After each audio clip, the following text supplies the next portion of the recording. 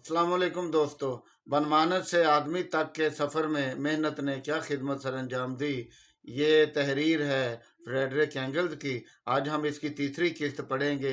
अगर आपने पहली दो किस्तें नहीं सुनी तो आप काइंडली सदाए मजदूर सब्सक्राइब कर लें और पिछली दो किस्तें सुन लें।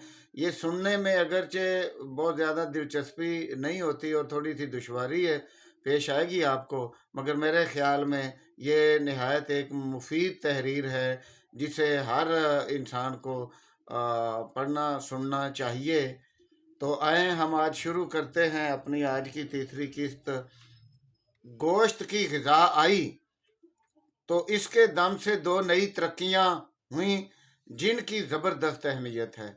एक तो आग से काम लेना और दूसरे जानवर पालना। आग के इस्तेमाल ने हाजमे के अमल को और मुख्तसर कर दिया, क्योंकि जब लुकमा पक कर मुंह के पास पहुंचा तो गोया वो नीम हजम शुदा था।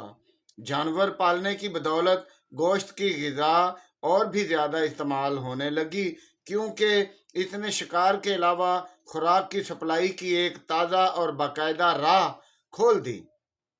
इसके अलावा दूध और दूध की अशिया की सूरत में ग़िज़ा की एक ऐसी नई चीज़ मुहैया कर दी जो अपनी ग़िज़ाई तरकीब में गोश्त से कुछ कम मुफीद नहीं थी। तो गोया ये दोनों तरक्कियां बजाय खुद इंसान को फितरत की पाबंदियों से आज़ाद करने में नया बराह रास्त जरिया साबित हुई। खा इंसान और उसके समाज की तरक्की में गोश्त खोरी के बिलवास्ता असरात ने कितनी ही बड़ी खिदमत अंजाम दी हो, ताहम अगर तफसील से इन्हें बयान करने बैठें तो हम अपने मौजू से दूर निकल जाएंगे। जिस तरह इंसान ने काबिल खुराक हर एक शय को गले उतारना सीखा, ऐसे ही ये भी मालूम कर लिया कि किसी भी आबो हवा में कैसे रहा जाए।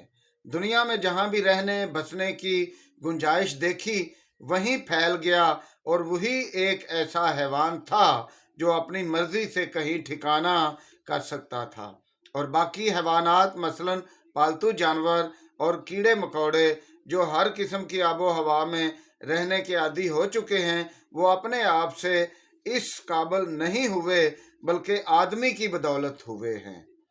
एक सी गर्म आबो हवा के इलाकों में जहां आदमी शुरू से रहता आया था, जब वो ऐसे सर्द इलाकों की तरफ ढलना शुरू हुआ जहां साल में गर्मी और सर्दी दोनों का दौर होता था, तो इसकी ज़रूरतें भी बढ़ने लगीं। अब इसे सर्दी और रतूबत से बचने की खातिर सर छुपाने और बदन ढांकने का सामान करना पड़ा। चुनांचे मेहनत के नए मैदान खुले, अमल की नई शक्लें सामने आईं जो आगे चलकर आदमी को बाकी हैवानात से और भी जुदा करती चली गईं। ना सिर्फ फर्द बल्कि सोसाइटी में भी हाथों, कुव्वते गोयाई के अज़ा और दिमाग, इन तीनों के मिलजुल कर काम करने से इंसान में ये सलाहियत और सकत पैदा हुई कि ज़्यादा से ज़्यादा उलझे हुए काम कर सके और एक से बड़े एक मकसद को नज़र के सामने रख कर उसे हासिल कर सके। हर नस्ल जो आती गई अपने ज़िम्मे पिछली नस्ल से ज़्यादा मुख्तलिफ काम लेती गई, ज़्यादा खूबी से और ज़्यादा रंगारंगी से अपना काम करती गई। अब तक शिकार करना और मवेशी पालना था और अब इसमें ज़राअत का जोड़ भी लग गया। फिर कताई बुनाई का नंबर आया, यानी काटने और बुनने का। धात का काम, बर्तन बनाना और कुश्ती खेलना भी शामिल हो गया। तजारत और सनत की जलों में आर्ट और साइंस ने ज़ुहूर किया। कबीले थे, बढ़कर कौमें और रियासतें बन गईं। कानून और सियासत की बारी आई और इन्हीं के साथ साथ इंसानी चीज़ों की जहन इंसानी में ख्याली शबी नमूदार हुई, यानी मजहब। इन सारी तख्लीकों के मुकाबिल जो यूं मालूम होती थीं गोया अव्वल जहन इंसानी की पैदावार हैं और फिर इंसानी समाज पर छाई हुई हैं। दस्ते मेहनत का तैयार किया हुआ सीधा सादा सामान कम हैसियत होता चला गया।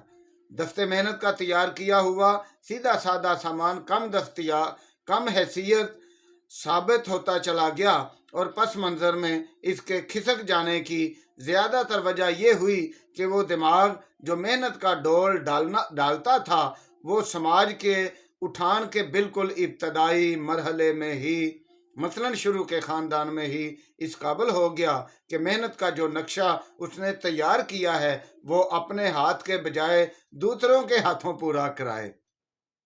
तमद्दन की तेज रफ्तार तरक्की का सेहरा ज़हन इंसानी के सर बांध दिया गया कि ये दिमाग की ही तरक्की और सरगर्मी का हासिल हुसूल है। लोग इसके आदी हो गए कि अपने अमल को ज़रूरतों का नतीजा बताने के बजाय अपने ख्यालात का फल समझा और समझाया करें। हालांकि ज़रूरत थी अपना परताव दिमाग पर डालती और वहां तहरीक पैदा करती है। चुनांचे वक्त गुजरता गया और कायनात ऐनियत प्रस्ती आइडियलिस्टिक नुक्ता नज़र जगह बनाता गया, जिसने खासकर क्लासिकी कदीम दुनिया के जवाल के बाद से इंसानी दिमागों को अपनी गिरफ्त में ले रखा है।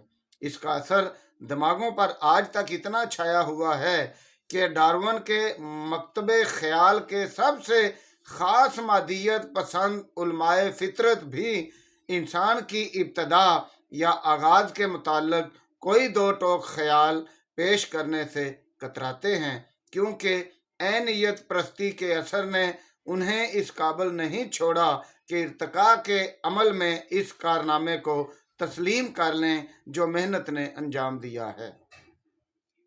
जैसा कि मज़कूर हुआ है, जानवर भी आदमी ही की तरह अपने अमल से फितरत के माहौल में तब्दीली लाते हैं, अगरचे इस हद तक तब्दीली नहीं कर पाते, और ये तब्दीलियां जैसा कि हम देख चुके हैं बाद में खुद इन्हीं पर असर करती हैं और इनको भी बदल देती हैं।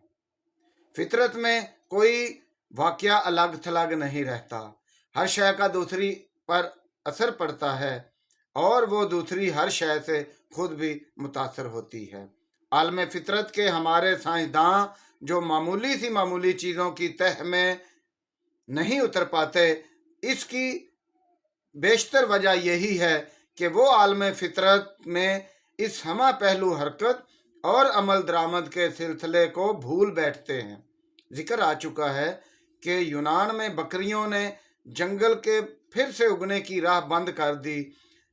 सेनेट हेलिना के जजीरे में शुरू के नौवारद अपने साथ जो बकरियों और सुवरों के गले लाए थे, उन्होंने वहां की पुरानी हरियाली का तकरीबन बिल्कुल ही सफाया कर दिया और इस तरह बाद के जहाजियों और आबादकारों के लाए हुए पौधों के फैलने के लिए जमीन भी हमवार कर दी।